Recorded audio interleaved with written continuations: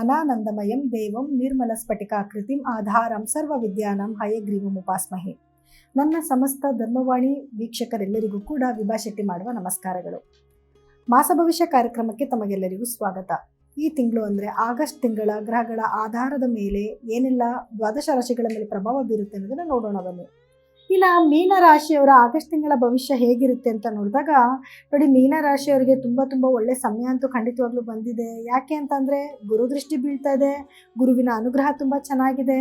ಇನ್ನು ಶನಿ ಕೂಡ ಲಗ್ನದಲ್ಲೇ ಕುತ್ಕೊಂಡಿದ್ರು ಕೂಡ ಹಿಮ್ಮುಖ ಸಂಚಾರವಾಗಿ ಬರ್ತಾ ಇದ್ದಾನೆ. ಖರ್ಚು ಜಾಸ್ತಿ ಆಗುತ್ತೆ.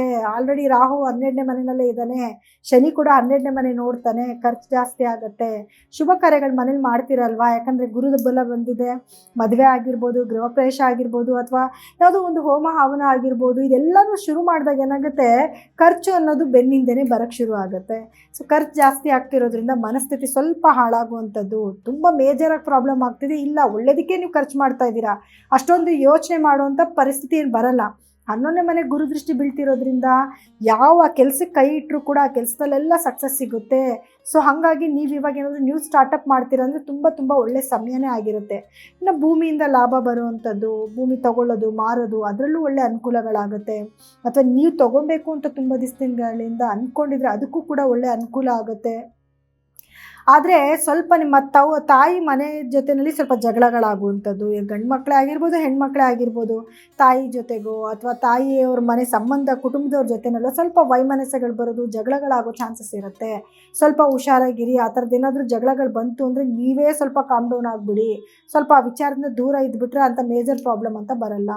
ಇನ್ನು ಗುರು 5ನೇ ಮನೇಲಿ ಕೂತ್ಕೊಂಡು ಒಳ್ಳೆ ಫಲಗಳನ್ನ ಕೊಡ್ತಿದ್ದಾನೆ. ಸೊ ಗಂಡ ಹೆಂಡತಿ ಮಧ್ಯದಲ್ಲಾಗಿರ್ಬೋದು ಅಥವಾ ಪ್ರೇಮಿಗಳ ಮಧ್ಯದಲ್ಲಾಗಿರ್ಬೋದು ಪ್ರೀತಿ ವಿಶ್ವಾಸ ಜಾಸ್ತಿ ಆಗುತ್ತೆ. ಒಳ್ಳೆಯ ಒಂದು ಮನಸ್ಥಿತಿ ಚೆನ್ನಾಗಿ ಬರುತ್ತೆ. ಒಬ್ಬರ ಮೇಲೆ ಒಬ್ಬರಿಗೆ ಗೌರವ ಪ್ರೀತಿ ಎಲ್ಲವೂ ಕೂಡ ಶುರುವಾಗುತ್ತೆ.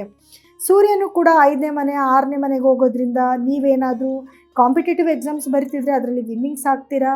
ಜೊತೆಗೆ ನೀವೇನಾದರೂ ಗೌರ್ಮೆಂಟ್ ಜಾಬಿಗೆ ಪ್ರಯತ್ನ ಪಡ್ತಿದ್ರೆ ಅಥವಾ ಯಾವುದಾದ್ರೂ ಒಂದು ಉನ್ನತ ಹುದ್ದೆಗೆ ಪ್ರಯತ್ನ ಪಡ್ತಾ ಇದ್ದರೆ ಅದೆಲ್ಲದಕ್ಕೂ ಕೂಡ ತುಂಬ ಒಳ್ಳೆ ಸಮಯ ಆಗಿರುತ್ತೆ. ನೀವೇನಾದರೂ ಕಾಂಟ್ರಾಕ್ಟ್ ತೊಗೊಂಡು ಕೆಲಸ ಮಾಡ್ತಾಯಿದ್ರೆ ಹಣಗಳು ಬೇಗ ರಿಲೀಸ್ ಆಗುವಂಥದ್ದು, ಅಥವಾ ಮಕ್ಕಳೇನಾದರೂ ಇದ್ದರೆ ಮಕ್ಕಳಿಗೆ ಸ್ಕಾಲರ್ಶಿಪ್ ಹಣ ಸಿಕ್ಕುವಂಥದ್ದು. ಒಟ್ಟಿನಲ್ಲಿ ಈ ರೀತಿ ನಿಮಗೆ ಉನ್ನತ ಅಧಿಕಾರಿಗಳಿಂದ ಒಳ್ಳೊಳ್ಳೆ ಕೆಲಸಗಳು ನಿಮಗೆ ಆಗೋಕ್ಕೆ ಶುರುವಾಗುತ್ತೆ. ಇನ್ನು ಶುಕ್ರ ಬಂದು ನಿಮ್ಮ 7ನೇ ಮನೇಲಿ ಕೂತ್ಕೊಂಡಿದ್ದಾನೆ. ಗಂಡ ಹೆಂಡತಿ ಮಧ್ಯೆ ನಾನು ಆಗಲೇ ಹೇಳಿದೆ ಪ್ರೀತಿ ವಿಶ್ವಾಸ ಜಾಸ್ತಿ ಆಗುತ್ತೆ ಅಂತ. ಇಷ್ಟು ದಿವಸಗಳಿದ್ದಂಥ ವೈಮನಸ್ಸುಗಳು ಕಮ್ಮಿ ಆಗಿ ಪ್ರೀತಿ ವಿಶ್ವಾಸ, ಒಬ್ಬರ ಮೇಲೊಬ್ಬರಿಗೆ ಗೌರವ ಶುರುವಾಗುತ್ತೆ. ಸೊ ಆಲ್ಮೋಸ್ಟು ನಿಮಗೆ ಮೀನರಾಶಿಯವರಿಗೆ ಇಷ್ಟು ದಿವಸ ಇದ್ದಂಥ ಕೆಟ್ಟ ಘಟನೆಗಳು ಕಮ್ಮಿ ಆಗಿ ಒಳ್ಳೆಯದು ನಡೆಯೋದಕ್ಕೆ ಶುರು ಆಗ್ತಾ ಇದೆ. ಆದರೂ ಖರ್ಚು ಜಾಸ್ತಿ ಆಗೋದು, ಆರೋಗ್ಯದಲ್ಲಿ ಸ್ವಲ್ಪ ಏರುಪೇರುಗಳಾಗೋದು ಕಾಮನ್ ಆಗಿದೆ. ಸೊ ಇದಕ್ಕೇನು ಪರಿಹಾರ ಮಾಡ್ಕೋಬೇಕು ಅಂತ ನೋಡಿದ್ರೆ, ಮೊದಲನೇದಾಗಿ ನೀವು ಪ್ರತಿದಿನಾನೂ ಕೂಡ ಶನಿ ಗಾಯತ್ರಿ ಮಂತ್ರನ ಪಠನೆ ಮಾಡ್ಕೊಬೇಕಾಗತ್ತೆ. ಶನಿವಾರದ ದಿವಸ ನಿರ್ಗತಿಕರಿಗೆ ಸಹಾಯ ಮಾಡಿ. ಗುರು ಅನುಗ್ರಹ ತುಂಬ ಚೆನ್ನಾಗಿದೆ. ಗುರುಗಳ ಆರಾಧನೆ ಜಾಸ್ತಿ ಮಾಡಿ. ಲಗ್ನಾಧಿಪತಿ ಬೇರೆ ಅಲ್ವಾ, ಸೊ ಗುರುಗಳ ಆರಾಧನೆ ಜಾಸ್ತಿ ಮಾಡುವಂಥದ್ದು. ಮತ್ತು ನಿಮ್ಮ ಗುರುಗಳು ಯಾರಾದರೂ ಇದ್ದರೆ ಅವರಿಗೆ ಹಣ್ಣು ಹಂಪಲ ತೊಗೊಂಡೋಗಿ ಕೊಟ್ಟು ಅವರ ಆಶೀರ್ವಾದ ತೊಗೊಳ್ಳೋವಂಥದ್ದು, ಅದೆಲ್ಲನೂ ಕೂಡ ನಿಮಗೆ ಇನ್ನೊಂದಷ್ಟು ಯಶಸ್ಸನ್ನು ತೊಗೊಂಬಂದು ಕೊಡುತ್ತೆ.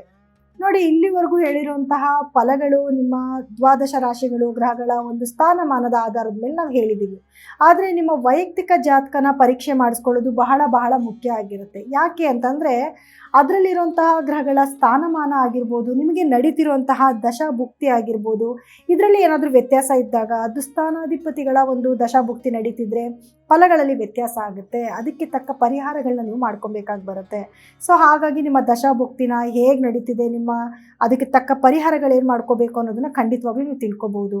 ನಿಮ್ಗೆ ಏನಾದರೂ ನಮ್ಮ ಹತ್ರ ನಿಮ್ಮ ಜಾತಕಗಳನ್ನ ಪರೀಕ್ಷೆ ಮಾಡಿಸ್ಕೊಬೇಕು ಅನ್ನೋದಿತ್ತು ಅಂದರೆ ಸ್ಕ್ರೋಲ್ ಆಗ್ತಿರುವಂಥ ನಮ್ಮ ನಂಬರ್ಗೆ ಕರೆ ಮಾಡಿ ನಿಮ್ಮ ವೈಯಕ್ತಿಕ ಜಾತಕನ ಪರೀಕ್ಷೆ ಮಾಡಿಸ್ಕೋಬೋದು. ಜೊತೆಗೆ ನೇರವಾಗಿ ಕೂಡ ನೀವು ಭೇಟಿ ಮಾಡ್ಬೋದು. ಸೊ ಎಲ್ಲರಿಗೂ ಕೂಡ ನನ್ನ ಧನ್ಯವಾದಗಳು.